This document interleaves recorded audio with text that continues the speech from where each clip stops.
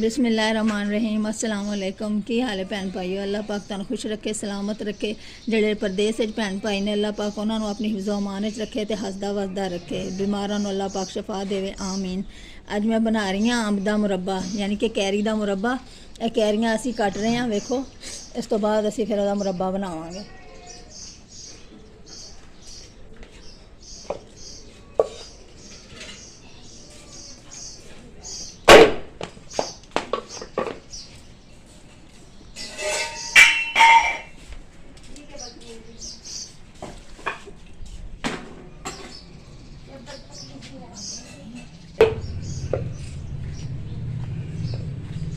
चार टुकड़े करो इस तरह। हाँ ठीक है।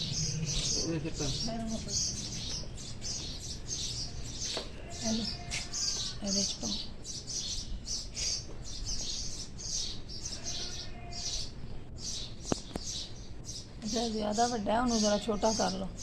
दो टुकड़े कर लो इस तरह।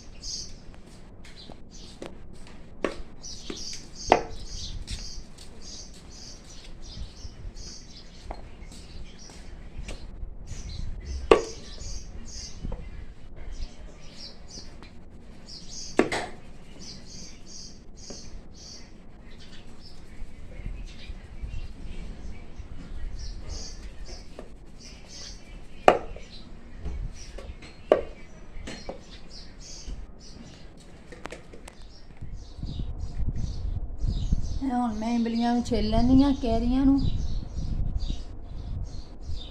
कट लिया है। असीं सब कैरियां पूरियां सारियां कट लिया है। हुण इन्हां नू छिल लैने आ।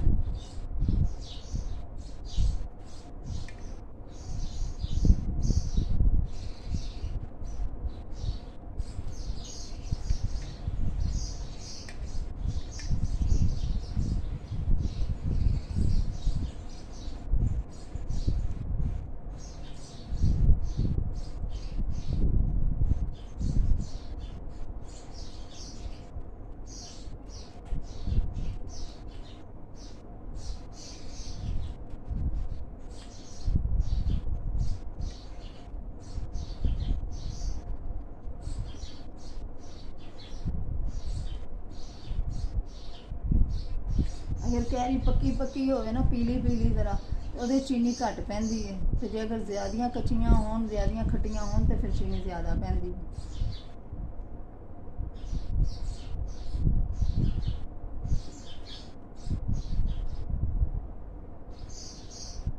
इस तरह असीं सारियां इमलियां छिल लांगे।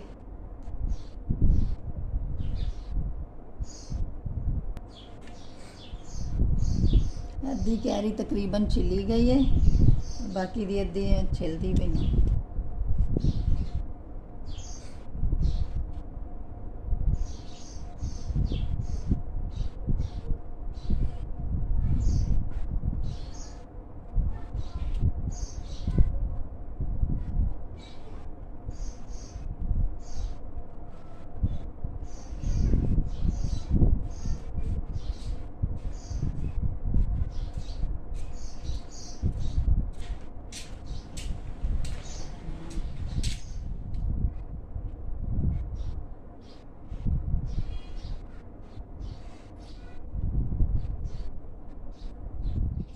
ਇਹ ਵੇਖੋ मैं कैरियां ਦੇ ਵਿੱਚ ਨਾ चीनी पा के ते 1 घंटा रख दिता सी। ਇਹ ਉਹਨਾਂ ਨੇ ਨਾ पानी छड़ दिता है। ਵੇਖੋ धो के मैं कैरी अच्छी तरह ਤੇ चीनी पा के ਤੇ रख ਦਿੱਤੀ ਸੀ। ਵੇਖੋ पानी छड़ दिता चीनी ने ਤੇ कैरियां ने। ਹੁਣ ਜਿਹੜਾ ਨਾ ਇਹਦੇ ਵਿੱਚ ਹੀ ਅਸੀਂ ਇਸ ਸ਼ੀਰੇ ਦੇ ਵਿੱਚ ਹੀ ਨਾ ਪਕਾਣੇ ਰੱਖ ਦਿਆਂਗੇ। ਬਿਸਮਿਲ੍ਲਾਹਿਰ ਰਹਿਮਾਨ ਰਹੀਮ।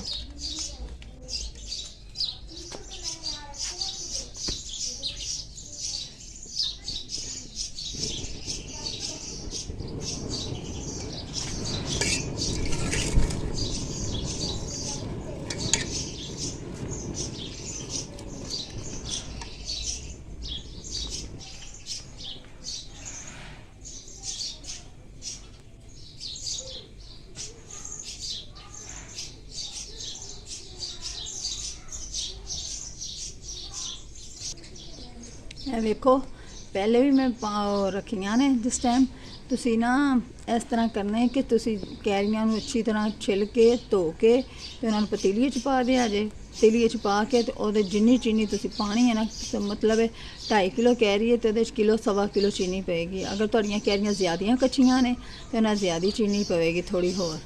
ਤੇ ਜੇ ਅਗਰ ਪੀਲੀਆਂ ਹੋਣ ਤੇ ਫਿਰ ਉਹਨਾਂ 'ਚ ਘੱਟ ਚੀਨੀ ਪੈਂਦੀ ਕਿਉਂਕਿ ਉਹ ਥੋੜੀਆਂ ਮਿੱਠੀਆਂ ਹੁੰਦੀਆਂ ਨੇ। ਤੁਸੀਂ ਘੰਟੇ ਸਵਾ ਘੰਟੇ ਲਈ ਨਾ ਉਹਨਾਂ ਨੂੰ ਪਾ ਕੇ ਵਿੱਚ ਚੀਨੀ ਰੱਖ ਦਿਓ ਤੇ ਫਿਰ ਉਸ ਤੋਂ ਬਾਅਦ ਉਹ ਜਦੋਂ ਪਾਣੀ ਛੋੜ ਦੇਣਗੀਆਂ ਨਾ ਤੇ ਉਸੇ ਪਾਣੀ ਵਿੱਚ ਤੁਸੀਂ ਪਕਾਉਣਾ ਰੱਖਣਾ। ਵੇਖੋ ਹੁਣ ਉਹਨਾਂ ਨੇ ਪਾਣੀ ਉਸ ਤਰ੍ਹਾਂ ਵੀ ਛੱਡਿਆ ਹੋਇਆ ਸੀ ਤੇ ਇਹ ਵੇਖੋ ਹੁਣ ਕਿੰਨਾ ਜ਼ਿਆਦਾ ਪਾਣੀ ਹੋ ਗਿਆ। ਪਾਣੀ ਪਾਉਣ ਦੀ ਕਿਸੇ ਚੀਜ਼ ਦੀ ਜ਼ਰੂਰਤ ਹੀ ਨਹੀਂ ਹੈ। ਇਹਦੇ ਵਿੱਚ ਹੀ ਇਹ ਕੈਰੀ ਗਲ ਜਾਣਗੇ।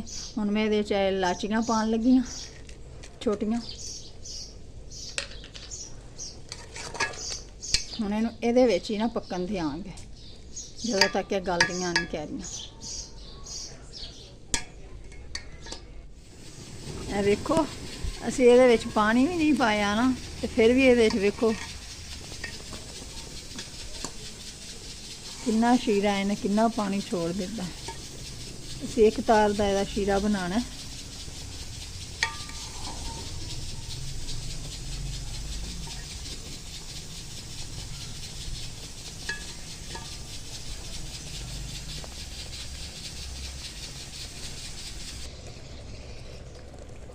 देखो ये मैं फूड कलर पान लगी हाँ, सिर्फ इन्ना को कलर वास्ते। बहुत प्यारा कलर आएगा। ऐसी एक तार का शीरा बनाना है।